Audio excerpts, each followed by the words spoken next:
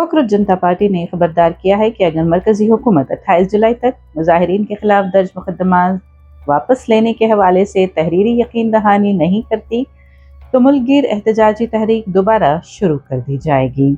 Press conference से खिताब करते हुए सीजेपी के तर्जुमान आशुतोष रंका और सौरभ दास ने कहा कि ये यकीन दहानी हुकूमत की जानिब से उन मुज़ाकरात के दौरान कराई गई थी जिनके बाद जंतर मंतर पर जारी 36 रोज़ा एहतजाज को 25 जुलाई को मुअत्तल कर दिया गया था।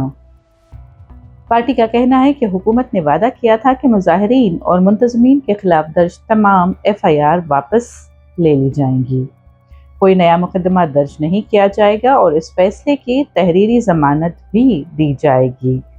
सीजेपी ने हुकूमत से मुतालबा किया है कि वो अपने वादे के मुताबिक तमाम ज़ेर हिरासत अफराद को रिहा करे, ज़ेर इल्तिमा मुकदमात वापस ले और मुजाहिरीन के खिलाफ किसी भी किस्म की इंतकामी कार्रवाई न की जाए।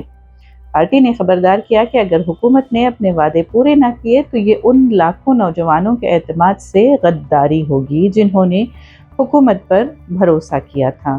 दूसरी जानिब बिहार पुलिस ने बताया कि 25 जुलाई के बंद के दौरान नीट पेपर लीक के खिलाफ एहतजाज में 694 अफराद को हिरासत में लिया गया था। उनमें 339 नाबालिग तलबा शामिल थे जिन्हें उम्र की तस्दीक के बाद रिहा कर दिया गया। बाकी 355 अफराद के खिलाफ मुकदमात की कार्रवाई जारी है। बिहार हुकूमत ने ऐलान किया कि तलबा के खिलाफ दर्ज मुकदमात वापस लिए जाएंगे और 26 जुलाई शाम 6 बजे तक एहतजाज में शरीक होने वालों के खिलाफ कोई ताज़ीरी या इंतकामी कार्रवाई नहीं की जाएगी।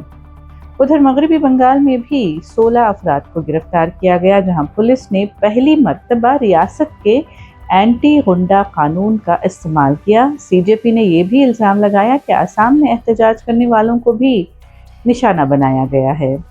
पार्टी का मजीद कहना था कि एक इंस्टाग्राम अकाउंट जिस पर एहतजाज की कई वायरल वीडियोस थीं बंद कर दिया गया है, जबकि कई क्रिएटर्स ने भी शिकायत की है कि मुबैना पुलिस तशद्दुद की वीडियोस सोशल मीडिया से हटा दी गई हैं।